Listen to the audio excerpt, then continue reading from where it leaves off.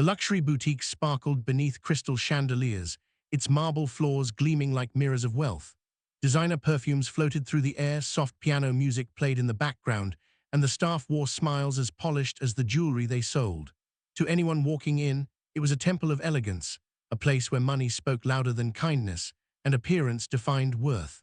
But on one quiet afternoon, a single act of arrogance would destroy everything that illusion stood for. Welcome to Swift Tale, the channel where stories of injustice meet poetic fate. If you're visiting for the first time, make sure to like, share, and subscribe because today's story will shake you to your core. Let me ask you something. Have you ever been judged just by how you look? By the color of your skin, your clothes, or where you come from? Imagine being treated like you don't belong, only for the person judging you to later realize they just disrespected someone far beyond their comprehension. This is the story of Amara Rossi, a kind, elegant, and heavily pregnant woman who walked into a luxury store one afternoon and was met not with service, but with suspicion. She wasn't loud, she wasn't demanding, and she wasn't there to cause trouble. She simply wanted to buy a gift for her husband. But one woman's pride, fueled by prejudice, would turn that simple errand into a scene the world would never forget. And then there's the twist, the one no one saw coming, because Amara's husband wasn't just any man. He was Luca Rossi, the city's most feared and respected Mafia boss, a man whose power extended beyond money into politics, law, and every corner of the underworld. A man who lived by a single rule: no one harms my family and walks away untouched. But this isn't just about revenge. It's about judgment, class, and how quickly arrogance can turn into downfall. It's about how respect, something free to give, can save or destroy lives. In the next few moments, we'll step into the world of power, pride, and poetic justice. You'll see how one careless moment inside a luxury store turned into a storm of viral outrage, corporate collapse, and a lesson the world wouldn't forget. So buckle up, because this isn't just a story, it's a reflection of the real world we live in, where people often forget that the most dangerous souls sometimes wear the most humble smiles.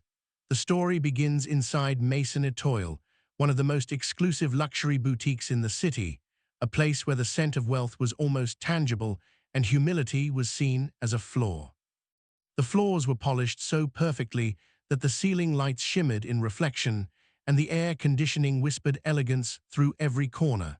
Employees moved like trained dancers, polite, precise, and programmed to serve only the most deserving customers. At the center of it all stood Victoria Lane, the store manager, tall, poised, and painfully proud. Her reputation for perfection was both her crown and her curse. Every member of her staff knew that one mistake in front of her could mean immediate dismissal. She had built her career not on kindness, but on control. Her cold blue eyes could scan a person once and decide instantly whether they belonged or not. And in Victoria's world, belonging wasn't about character. It was about credit cards, couture, and color. "Smile wider, Emma," she said curtly to one of her assistants as they arranged handbags behind the glass. "Our clients pay for the experience, not your exhaustion." Emma nodded quickly, her hands trembling slightly as she aligned the bags by brand and price. Outside, through the crystal-clear storefront, Victoria watched as sleek black cars arrived one by one. Women draped in designer coats stepped out, their heels clicking like whispers of power. She loved this world, the silence, the shine, the superiority. To her, this store was more than a job, it was her kingdom. She often said to her team, "Not everyone deserves to shop here. Some people are just not our kind." The younger employees would exchange nervous glances, pretending to agree, but deep down, they all knew how cruel she could be when she sensed weakness or judged someone as less than. And so the day unfolded as usual, champagne offered to returning customers, receipts signed with careless elegance, and Victoria's voice echoing through the boutique like a symphony of arrogance. She was untouchable, or at least, she believed she was. But fate has a strange way of humbling those who look down on others. Outside the store, a woman stood by the door, adjusting her coat. Her hand gently rested on her round belly. She looked tired but graceful, Amara Rossi, though no one in the store knew that name yet. She took a deep breath, unaware that behind those glossy doors awaited a storm that would soon change every life inside. Victoria caught sight of her through the glass. Her expression immediately shifted from composure to judgment. "Who's that?" she muttered under her breath. "She looks lost." In that moment, the air seemed to thicken, as if destiny itself had paused to watch arrogance meet innocence. The soft chime of the doorbell was barely noticeable as Amara Rossi stepped into the boutique. The scent of expensive perfume enveloped her, mingling with the hushed whispers of the staff as they eyed her. She wore a dark coat that swayed around her knees, her growing belly hidden beneath its folds. The sleek black heels she wore clicked softly on the marble floor as she walked in, each step echoing louder in her mind than it did in the space around her. She was pregnant, very pregnant, and the weight of her child seemed to slow her down just a little. Her face, though, was serene, calm even. There was no rush in her steps. She wasn't here to make a spectacle. She was simply here to buy a gift for Luca, her husband. She could already feel the warmth of the cashmere sweater she planned to get him, a small token of affection for the man who had everything. But in Victoria Lane's eyes, this woman didn't belong here. Victoria, watching from behind a glass display case, tilted her head slightly. Amara didn't look like one of them, the kind of people Victoria had been trained to serve. Her clothes, though elegant, weren't the signature designer brands she was accustomed to seeing. Her posture, though graceful, didn't speak of someone accustomed to this world.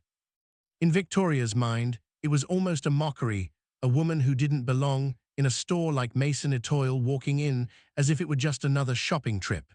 She saw Amara's dark skin, her simple yet beautiful features, and for a moment, the boutique's polished world seemed to shift. Victoria's lips pressed into a thin line as she slowly approached Amara, her heels clicking as loudly as the pregnant woman's had. A strained smile stretched across her face.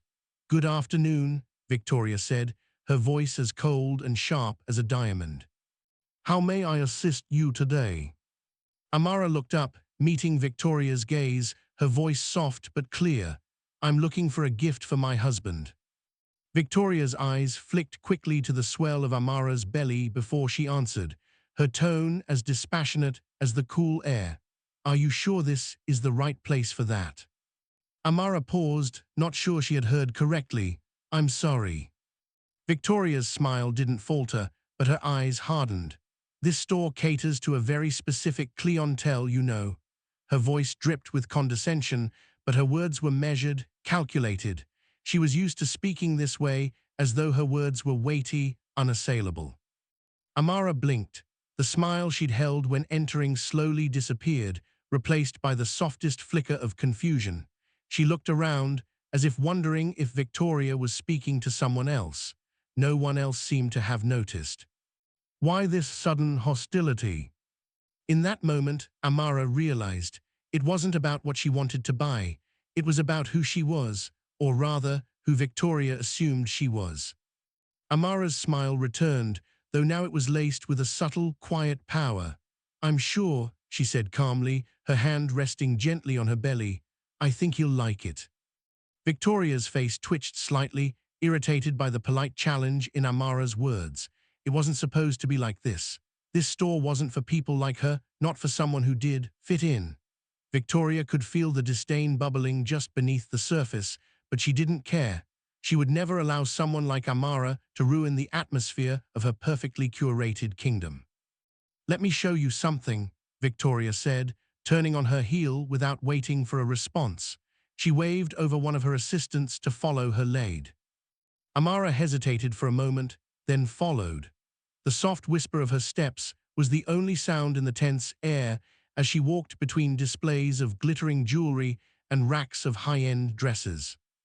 But Amara wasn't here to argue. She simply wanted to find something nice, something simple for Luca. She wasn't the type to make a scene, not unless she had to. The atmosphere in the store grew thick with unspoken tension, a feeling that hung in the air like a storm waiting to break. Amara Rossi followed Victoria, her steps slower now, but still graceful. She was trying to ignore the whispers behind her, the lingering stares that seemed to dissect every inch of her appearance, her clothes, her presence. It felt almost like she was invisible, or worse, like she didn't belong. Victoria's sharp voice sliced through the air. "This one," she said, gesturing toward a pristine display of silk scarves. Perfect for someone like you, simple, understated, classic.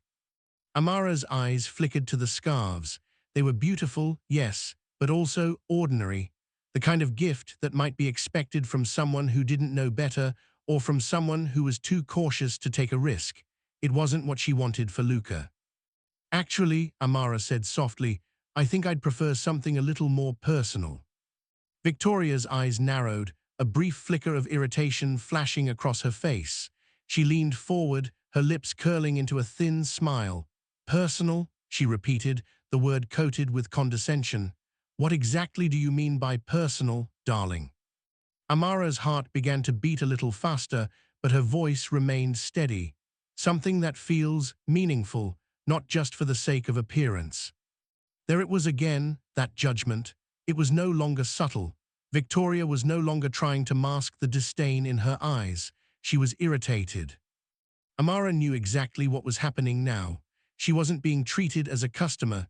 She was being sized up, judged by the color of her skin, by the fact that she wasn't draped in a $1,000 gown or holding a platinum credit card. To Victoria, she was just another undeserving customer who had wandered into her world. With a flick of her wrist, Victoria snapped a scarf from the display and tossed it toward Amara. This should be fine then, she said, her voice dripping with sarcasm. It's all a woman like you could ever need. Amara caught the scarf in midair, the silk sliding between her fingers. There was a moment, a brief heart-stopping moment, where everything seemed to pause. Amara's hand tightened around the fabric, her chest rising and falling slowly. The sting of humiliation was sharp, but it was nothing compared to what she had endured before in her life. She could feel her blood simmering, her pulse quickening. And then, without thinking, Victoria Lane crossed the line. You know, she continued, her tone cruel, sometimes people like you think they can walk into places like this and take whatever they want. Her voice was cold now, harsh, unfeeling. Maybe you should leave before someone else has to escort you out. Amara's stomach churned, the insult hitting her like a punch to the gut. She could feel the heat rise to her face, but she held her composure. The idea of letting Victoria get away with this, to let this woman treat her like trash simply because she didn't look the part, felt like a slap to everything Amara stood for. But she would not rise to the bait. She stood still for a moment, letting the silence stretch between them like a taut wire. The tension in the air was thick now, suffocating. The staff had all stopped what they were doing, watching quietly, sensing the inevitable collision. Victoria, who had been all too comfortable in her role of power, didn't see it coming. The slap was swift, cold, and unprovoked. It happened so fast that no one could have stopped it. Amara didn't flinch. She didn't move an inch as Victoria's hand collided with her cheek. The sound of it rang through the boutique like a crack of thunder. The entire store froze. Victoria stepped back, eyes wide in shock at her own actions, her hand still hanging in midair. Amara's face had gone red from the sting, but there was no sign of violence in her. She simply stood, her posture tall, her expression a mix of disbelief and quiet strength. The scar on her cheek from the slap was already beginning to bloom into a bruise, but it wasn't the pain that radiated from her, it was something deeper. You just made a terrible mistake, Amara said quietly, but her words carried an unsettling weight. Victoria stood frozen, her chest heaving in disbelief. She had just slapped a pregnant woman, a black pregnant woman. And for what? Because she thought she was entitled, because she thought she could make someone feel small in a place where wealth was everything. But what Victoria didn't realize, not yet at least, was that the real mistake she had made wasn't the slap. It was underestimating who Amara really was. Amara turned slowly, her heel clicking softly as she walked toward the exit. She wasn't angry, not in the way that Victoria expected. She didn't scream, didn't shout. She simply walked out, her composure undisturbed. The door chimes again as she leaves, and the store falls into an eerie silence. Victoria stared after her, her hand trembling, unsure whether to apologize, defend herself, or pretend it never happened. But one thing was clear, the storm was coming.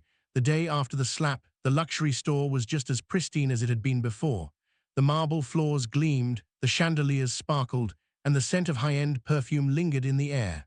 But beneath the polished surface, something had shifted. The walls, once so carefully constructed to protect the store's reputation, were crumbling, and it didn't take long for that truth to spread. It all started with a phone call. Amara Rossi, who had left the store with nothing but a bruised cheek, was not someone the world knew not yet, but her presence on social media was about to change that. As she entered her car outside the store, her husband's assistant had already called her. He had seen the store's security footage. "It's already blowing up," he said. "They're calling it a hate crime. You need to do something." Amara had no intention of making a spectacle of it, but one thing she had learned in her life was that sometimes silence only fuels the fire. So she posted the video, not to start a war, but to make sure the world knew the truth. The footage, shot by a nearby shopper who had witnessed the incident, was stark. In the video, you could see Victoria Lane's hand move toward Amara with a swiftness that spoke of a deep-rooted disgust. The slap was captured in slow motion, the force of it palpable even through the small screen. But it wasn't the slap itself that struck people, it was the clear, unforgiving disrespect and prejudice behind it. As soon as Amara's post went live, the world reacted. The video spread like wildfire. Shares, comments, hashtags like Justice for Amara, Respect is Free, and Boycott Mason Etoile began trending across every social media platform. Victoria, who had once prided herself on her control over every detail of her life, now found herself fighting to hold together the crumbling remnants of her carefully constructed image. The boutique's customer base, the very elite clientele who had once flocked to Mason Etoile, began to pull back. High-profile celebrities who had once been regulars stopped posting about the store. Influencers dropped sponsorships. Behind the scenes, things were even worse. The store's corporate headquarters began receiving frantic phone calls from investors, public relations firms, and even high-ranking city officials. The video, coupled with the accusation that a pregnant black woman had been assaulted without cause, was more than just bad press. It was a ticking bomb that could destroy the brand entirely. In the VIP section of the boutique, a luxury private customer quietly scrolled through the news on her phone, seeing the same video that was taking over the internet. She sat back in her chair, lips pursed. "I knew it was only a matter of time before this place crashed and burned," she murmured to herself, checking her watch. Meanwhile, Victoria Lane was spiraling. The reality of what she had done began to set in as the backlash snowballed. She had spent years building her reputation, commanding respect and authority. Yet now her name was being spat on across the web. A luxury store manager being criticized for what? A slap, a mindless, racially charged outburst. She paced her office, running her hands through her hair, unable to think straight. She grabbed the phone, dialing the store's public relations team in desperation. "Get me a statement, now," she barked, her voice frayed at the edges. "We need to control the narrative. This is not what it looks like." But her attempts to mitigate the damage only made it worse. A generic apology was issued, but it was too late. The apology sounded hollow, rehearsed. Social media fired back with its own hashtag, "Not Sorry Victoria." The customers who had once sworn by her service now turned their backs, disgusted. The worst blow came when the news outlets picked up the story. A major television station ran a segment with the headline, "Luxury Store Manager Slaps Pregnant Woman in Shocking Act of Racism. Who's Behind the Violence?" In the clip, the camera zoomed in on the security footage. Then came interviews with witnesses. "She didn't deserve that," one woman said. "She didn't do anything wrong." And then the story took a darker turn. A few hours after the video began circulating, an anonymous tip led reporters to the connection between Amara and her husband. It wasn't just the viral video anymore. It was the identity of the woman who had been assaulted and the horrifying realization that she wasn't just any pregnant woman. She was the wife of Luca Rossi, one of the most powerful mafia bosses in the city. The media exploded. What had started as an isolated incident of racial prejudice quickly escalated into something far more dangerous. The luxury store's reputation wasn't just tarnished, it was eviscerated. Articles ran with bold headlines. "Racial profiling turns into mafia vengeance. Will the store survive?" From slap to war, the fallout from Mason Etoile's latest scandal. But Victoria Lane was too far gone. There was no way to claw her way back from this. The storm had already swept her away. The boutique stock was plummeting, investors were pulling out, and a massive corporate crisis loomed on the horizon. The very elite world she had spent her life creating was unraveling faster than she could try to stop it.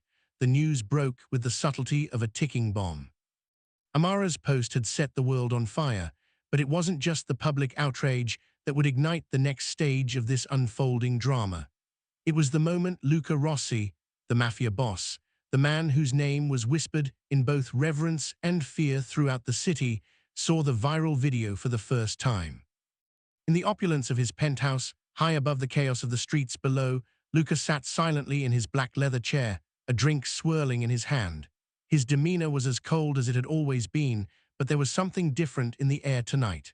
The news wasn't what he was waiting for, nor was it the usual business or police reports. It was his assistant, Marco, who had just entered the room holding his phone with a frown. "Boss," Marco said quietly, his voice strained, "you need to see this." Luca didn't flinch. He never did. His gaze remained fixed on the glass of whiskey in his hand, the amber liquid swirling as if it were a reflection of his own quiet rage. Marco pressed play. The video, already viral, filled the screen, the footage of Amara's slap. Luca's jaw tightened as he saw it, Victoria's hand moving towards Amara with a level of disdain that could only be described as deliberate.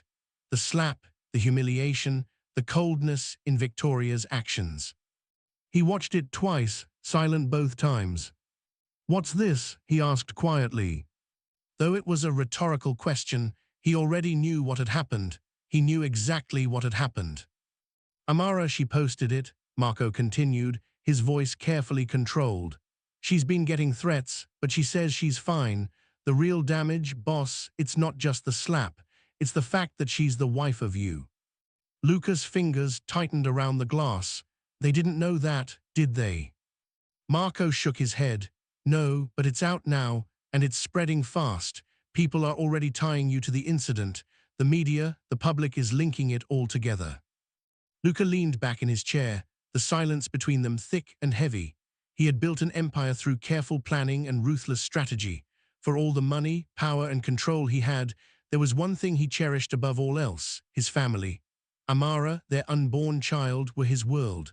Nothing would stand in the way of protecting them.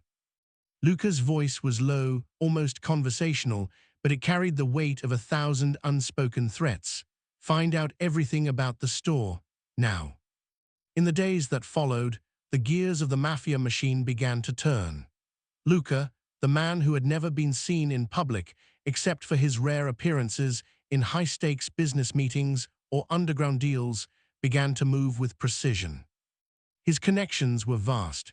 His reach was endless. The same men who carried out his orders in the darkest corners of the city were now working to uncover every detail about Mason Etoile, about its owners, its investors, its legal loopholes. Every piece of the store's operation was carefully analyzed, dissected, and exposed. Nothing was hidden from him. Luca was a man who didn't need to scream to make people tremble. He didn't need to break down doors or raise his voice. His power was silent, precise, and unyielding. By the time he received his next report, it was clear. Mason Etoile had no idea who they had wronged. Victoria Lane, a woman who had arrogantly slapped his pregnant wife, was nothing more than a pawn in a much larger game. The store's owner was an old businessman with ties to foreign investors Luca controlled, unbeknownst to them. His reach in the world of high society was as strong as his hold on the criminal underworld. The owner had no idea the depths of the web he had tangled himself in. He only knew that his boutique had been under fire for racial profiling and had caused public outrage. What he didn't know was that his luxury brand was about to collapse, and that his bank accounts were about to be frozen. Luca's next step was simple. He would strike at the heart of Mason Etoile, its brand, its reputation, its investors, and he would make it fall like a house of cards. Late one night, Luca walked into his office, a dimly lit room that overlooked the city skyline. His assistant Marco stood nearby, waiting for him. "It's done, boss," Marco said, his eyes flicking nervously toward Luca. Luca's fingers drummed on the desk.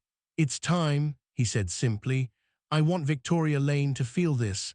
I want her to know that this isn't just about a slap. It's about respect. And I'll make sure she remembers the cost of disrespecting my family." Marco nodded silently. The orders were clear.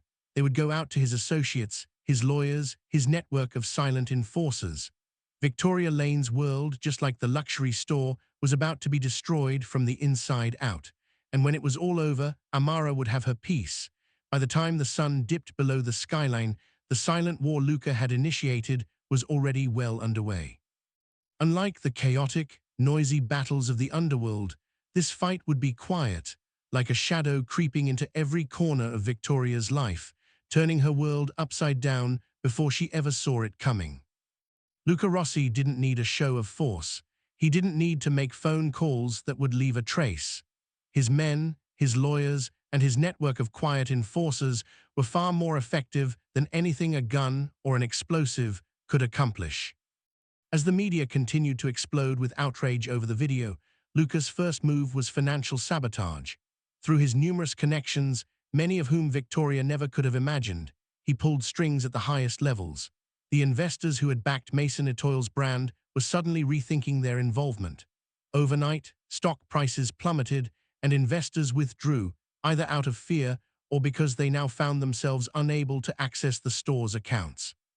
What had once been a thriving, luxury business, the crown jewel of exclusivity, was now facing an immediate financial crisis. Without the capital, without the resources to keep the business afloat, Victoria's boutique began to sink. But Luca's influence wasn't just in the world of money. It was also in the law, and that's where things started to get even more perilous for Victoria.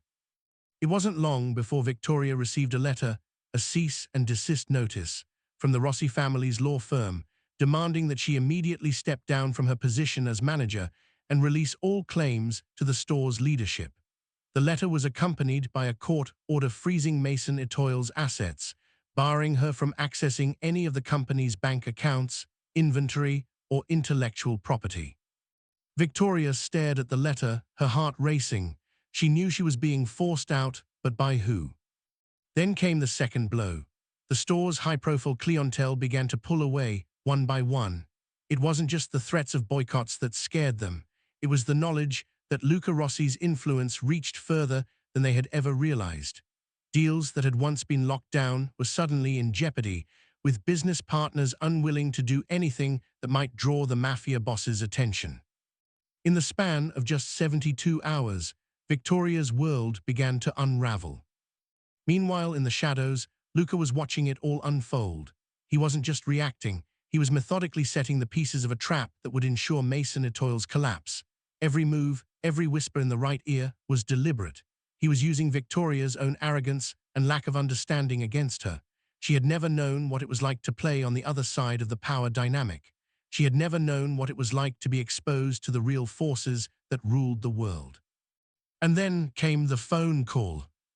Victoria had just returned to her office after a particularly harrowing meeting with her board members, all of whom had begun to question her ability to lead the store through the crisis. As she sat behind her desk, her hands trembling slightly, her phone buzzed with an incoming call. "Victoria Lane," she answered, trying to steady her breath. On the other end, the voice was calm, cold, and deeply familiar. "I think it's time we talked, don't you?" Victoria's heart skipped a beat. It was Luca Rossi. "You see, your actions have consequences. You humiliated my wife, and when you humiliate someone in my family, it's not just about a slap. You've insulted me." Victoria's mind raced, her face pale as the words sunk in. She had assumed that the incident would blow over, that she would apologize and the world would forgive her. But she had grossly underestimated Luca Rossi.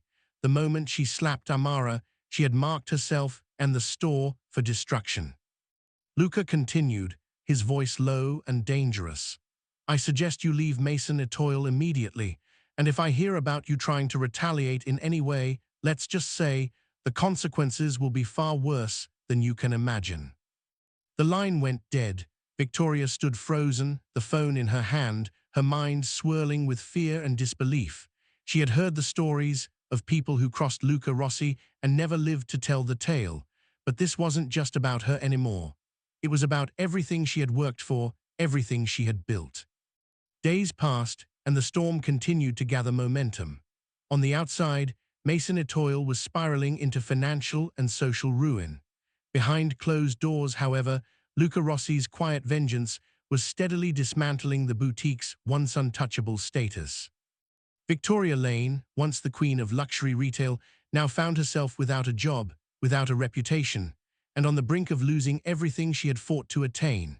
As the days bled into each other, the once glamorous world of Mason Etoile had become a spectacle of ruin. What had started as a viral scandal, an unfortunate mistake by a store manager, was now a full-blown public reckoning. Victoria Lane's downfall was being broadcasted for all to see, every new report a reminder of how far she had fallen. It began with the media storm that had no end. Every news outlet, from the most high-profile to the underground blogs, had picked up on the story of the luxury boutique's decline. Victoria's slap had been the catalyst, but now it was her corporate incompetence that took center stage.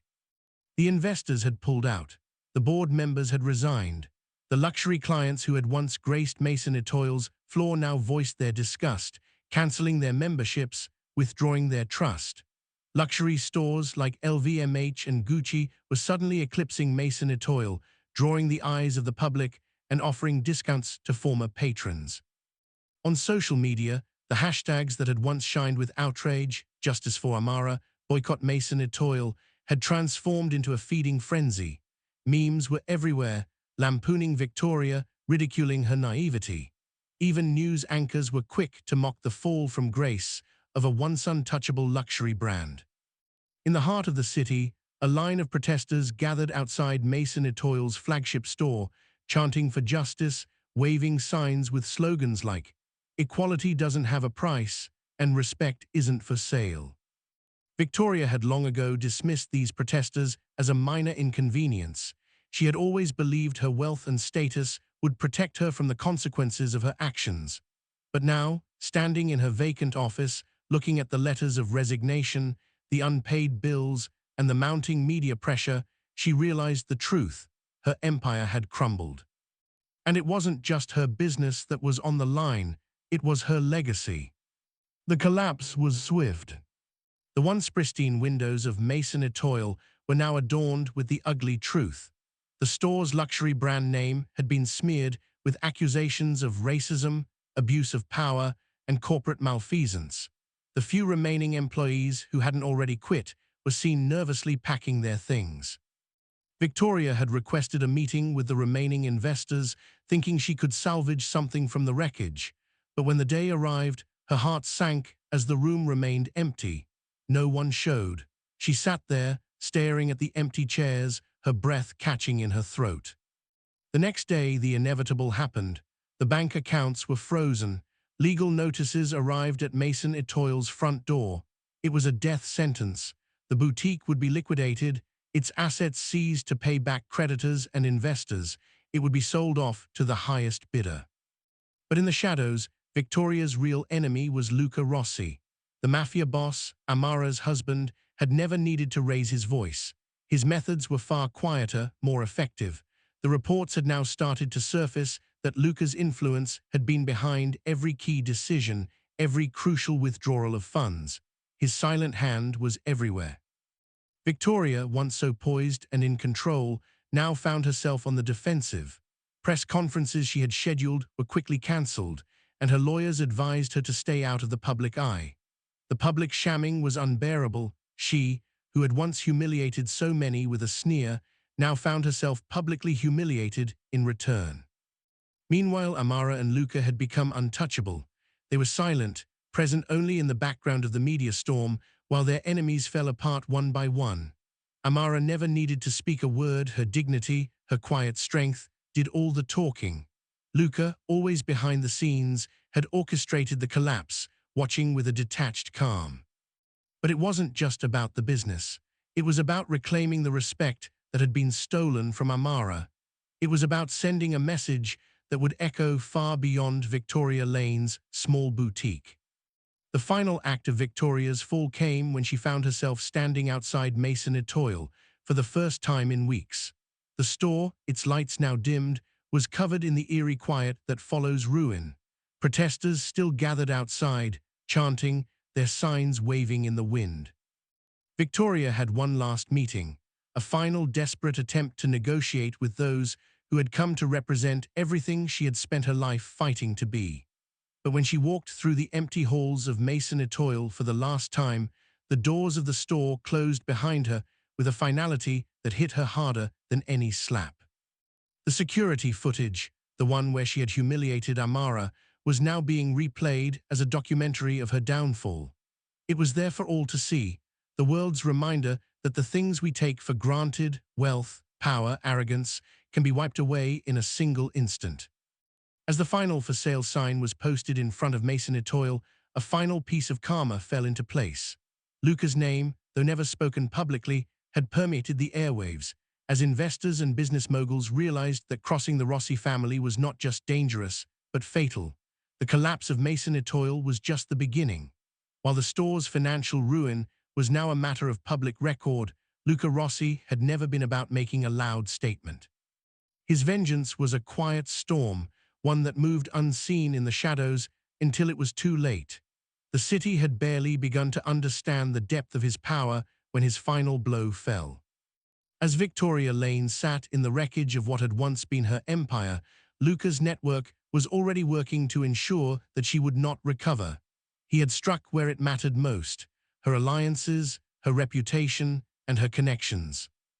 It wasn't just about her losing her job at the boutique. It was about destroying everything she had built. For every investor who had once been aligned with her, there was now a counterfeit deal awaiting them. Luca's reach extended far beyond the world of fashion. His influence over the city's wealthiest businessmen was enough to pull the strings and disrupt even the most stable of contracts. In the business world, reputation was everything, and Victoria's had been shredded beyond recognition.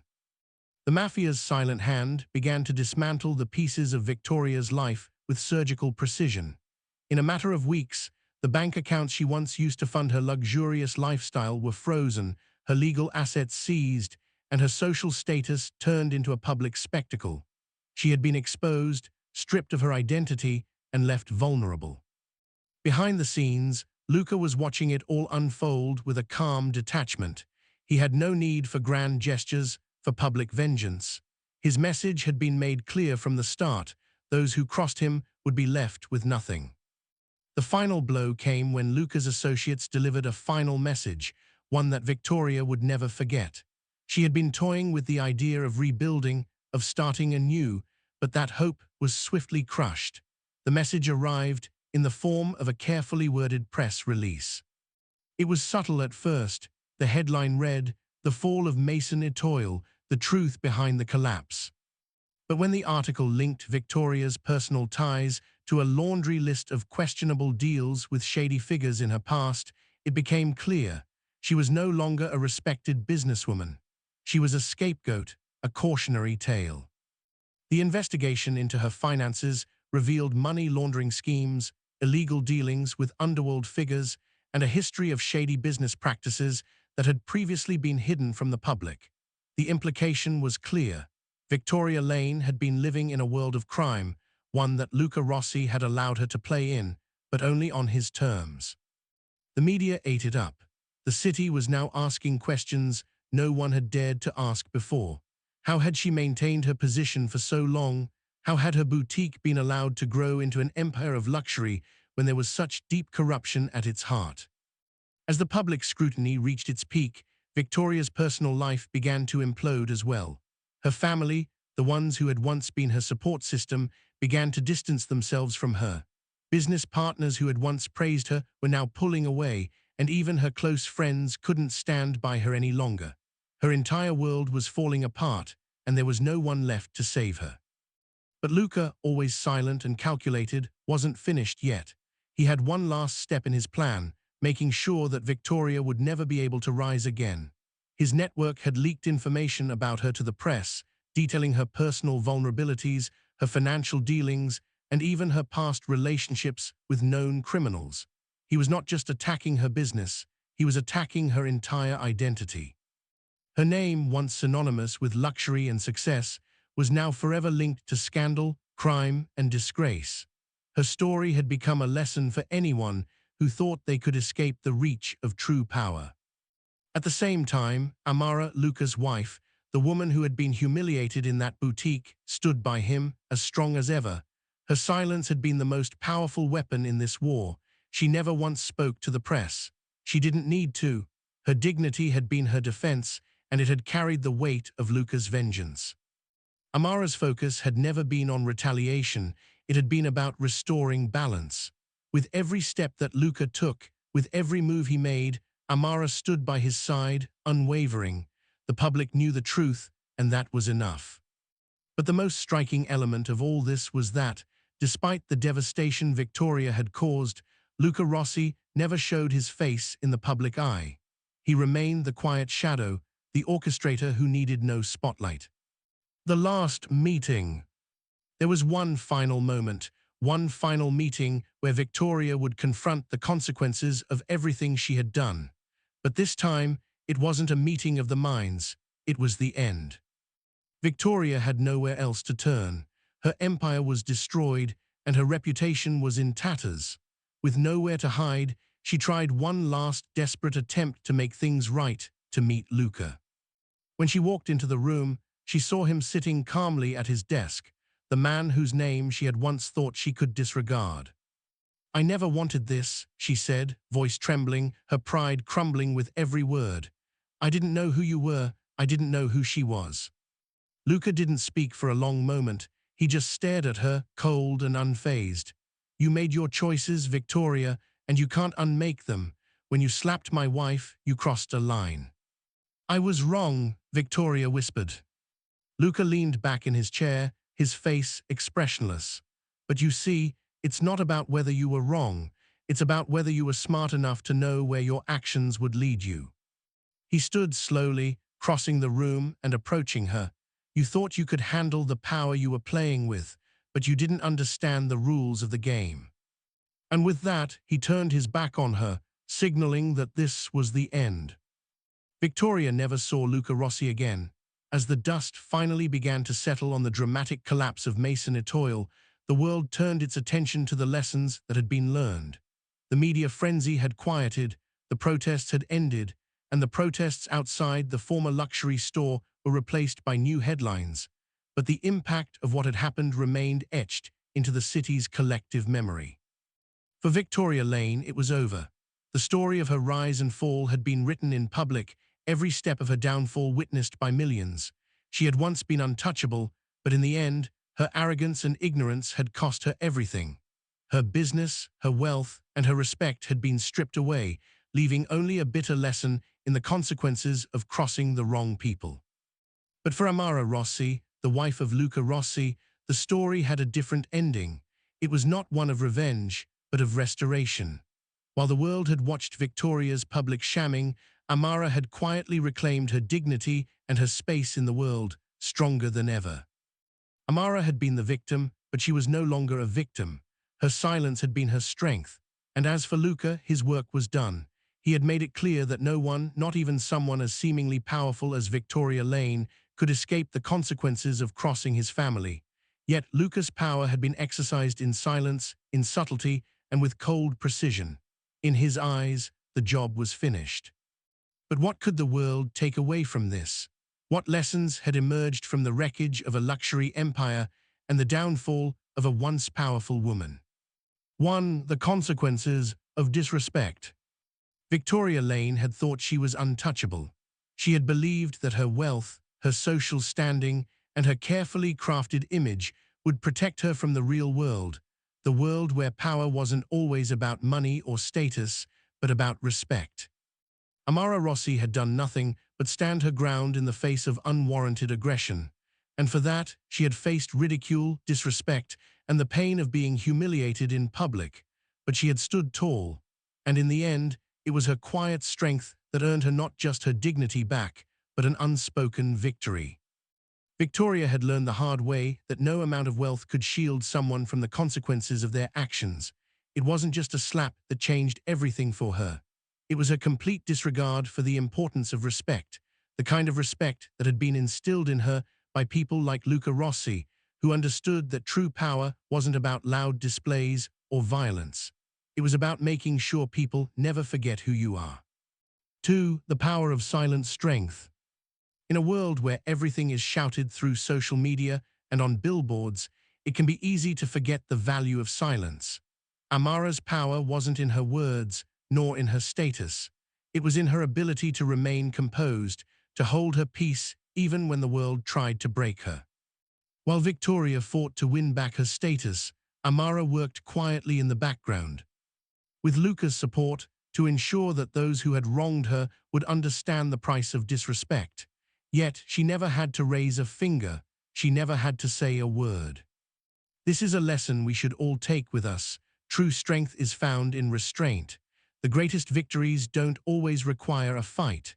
Sometimes, the most powerful move you can make is to stay silent, hold your ground, and let the world unfold around you. 3. The price of arrogance. Victoria Lane's story is a stark reminder of the price of arrogance. In her attempts to assert power, she forgot that there were forces at play in this world far greater than wealth, far greater than a polished image. Her downfall was caused not just by her actions, but by her belief that nothing could touch her. When you think that your position in society makes you immune to the rules that govern others, you set yourself up for a fall. Victoria's fall came when she disrespected the wrong person, and that disrespect cost her everything. 4. Never underestimate your opponent. Victoria underestimated Amara. She saw her only as a pregnant woman, unaware of the power, the lineage, and the silent strength that lay beneath the surface. In doing so, she made the fatal mistake of underestimating her opponent. No matter the situation, never underestimate those around you. Everyone has the potential to surprise you, and sometimes the most seemingly ordinary individuals can have the power to change the course of events. 5. The legacy of family. The Rossi family wasn't just about business or money. They were about family, loyalty, protection, and the unbreakable bond that ties them together. For Luca Rossi, this wasn't about a business deal gone wrong. It was about defending what mattered most: his wife, his family, and his honor. In the end, the Rossi family's message was clear: family comes first. Those who mess with one of them will have to face the consequences. Call to action. As we wrap up the story, I want you to reflect on these lessons. What can you learn from Amara's silent strength? What can you take from Victoria's fall and apply to your own life? If you've enjoyed this story and the lessons it carries, make sure to like, share, and subscribe to Swift Tale for more stories that make you think, feel, and reflect. Don't forget to comment below and share your thoughts. What lesson stood out to you the most?